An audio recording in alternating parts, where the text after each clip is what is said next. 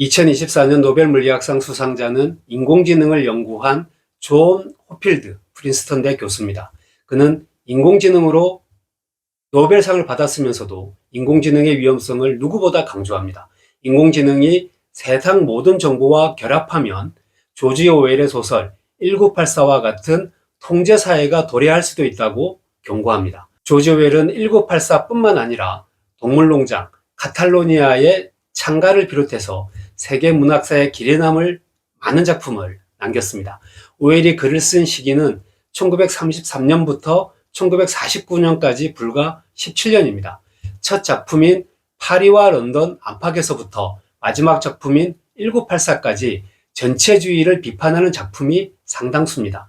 인류가 파시즘, 나치즘, 군국주의에 휩쓸려서 두 차례 세계대전을 치른 아픈 비극을 목도한 것이 그의 작품 세계에 많은 영향을 미친 것으로 분석됩니다. 오웰은 1922년 영국 식민지던 버마, 미얀마에서 5년 동안 경찰 생활을 합니다. 그곳에서 제국주의적 수탈과 착취를 목도하고 환멸을 느낍니다. 그때 경험을 담은 자전적 소설이 버마 시절입니다. 유럽으로 돌아온 오웰은 1936년 스페인 내전을 취재하기 위해서 바르셀로나를 방문했다가 그곳에서 혁명의 열정적인 모습에 매료돼 취재를 중단하고 프랑코 정권과 총을 들고 맞서 싸웁니다. 그러나 오웰은 소련 스탈린 정권 지원을 받은 공산주의자들이 자신을 지지했던 사회주의자는 물론 무정부주의자까지 무자비하게 탄압하는 광경을 목격합니다. 오웰이 스탈린 정부를 풍자한 동물 농장을 쓰게 된 이유입니다. 오웰은 1949년 전체주의의 모순과 공포를 다룬 소설 1984를 발표하고 이듬해 폐결핵으로 사망합니다. 재미있는 점은 미국이 1984를 공산주의 공격 도구로 활용한다는 점입니다. 2차 대전이 끝나자 1984를 30개 나라 언어로 번역해서 소련의 스탈린주의를 공격하는 반공소설로 활용한 것입니다. 사실 오웰은 공산주의뿐만 아니라 20세기 자본주의 역시 전체주의에서 벗어나지 못했다고 비판을 합니다. 오웰에게 중요한 것은 이데올로기가 아니라 인간의 보편적 품위를 유지할 수 있는 도덕적인 힘이었습니다. 1984의 무대인 1984년 세계는 오세아니아, 유라시아 그리고 이스트 아시아라는 세 개의 나라로 분할돼 있었습니다.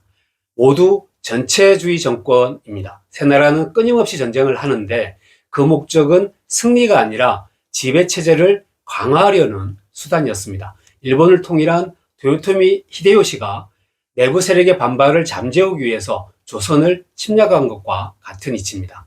오세아니아 정부의 슬로건은 전쟁은 평화, 자유는 예속, 무지는 힘이었습니다. 오세아니아를 지배하는 정당은 가공의 인물인 빅브라더를 내세워서 권력을 극대화하고 공포정치를 펼칩니다. 정부의 감시 수단 중 하나가 텔레스크린과 마이크로폰입니다.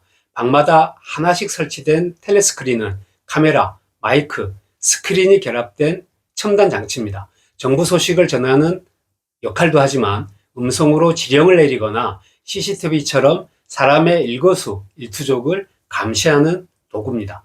주인공 윈스턴은 애인 줄리아와 함께 텔레스크린이 없는 런던의 작은 방을 아지트로 삼습니다. 사실 그 방에도 텔레스크린이 몰래 숨겨져 있었고 윈스턴과 속내 깊은 이야기를 하던 하숙집 주인 역시 비밀 경찰이었습니다. 오세아니아 정부는 국민 생각까지 지배할 수 있다고 믿었습니다.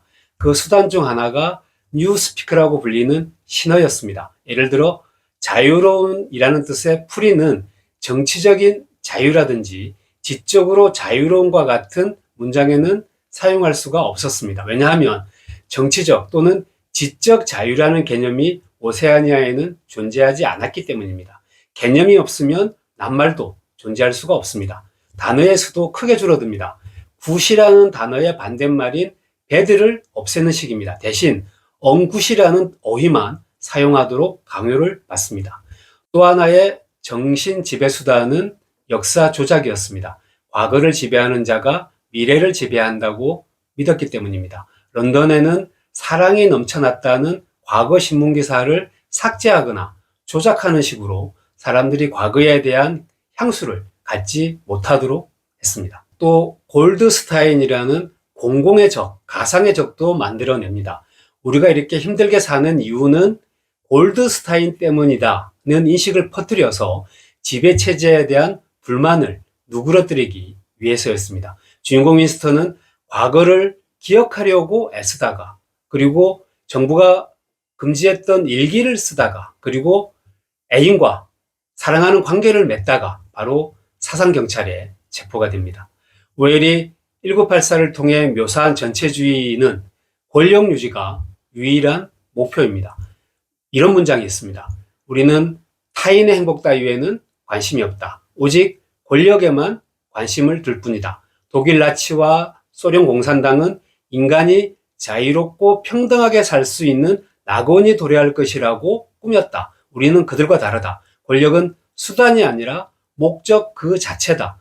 혁명을 하기 위해 독재를 하는 것이 아니라 독재를 하기 위해 혁명을 하는 것이다. 우리는 권력의 신앙자다. 오세아니아 정부의 가치는 사랑, 이성, 평화와 같은 인류의 보편적인 가치를 원천적으로 배제합니다. 그들은 문명은 사랑이 아니라 증오 위에 세워준다고 말합니다.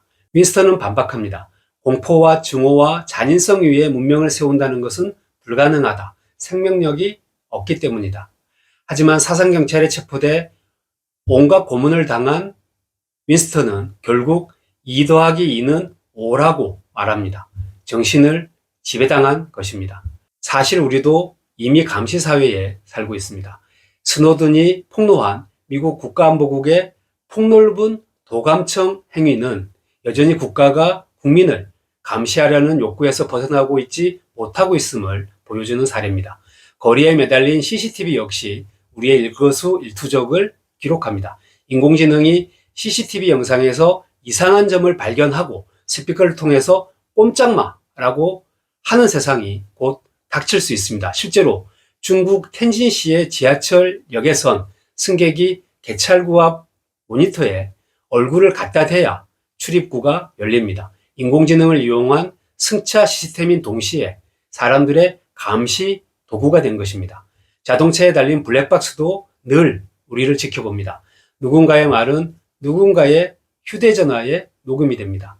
인스타그램과 페이스북은 내가 방문한 곳과 좋아요를 누른 브랜드를 평생 고스란히 저장합니다.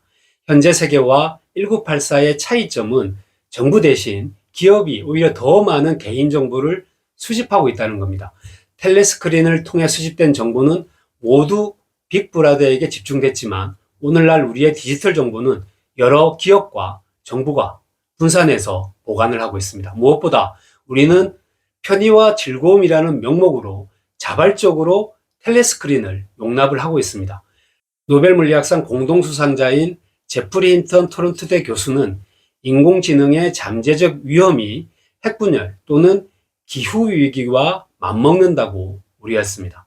인공지능으로 노벨상을 받은 학자들이 공통적으로 인공지능의 위험성을 경고하는 아이러니한 현실에서 우리가 살고 있습니다. 생각의 상자 피처였습니다.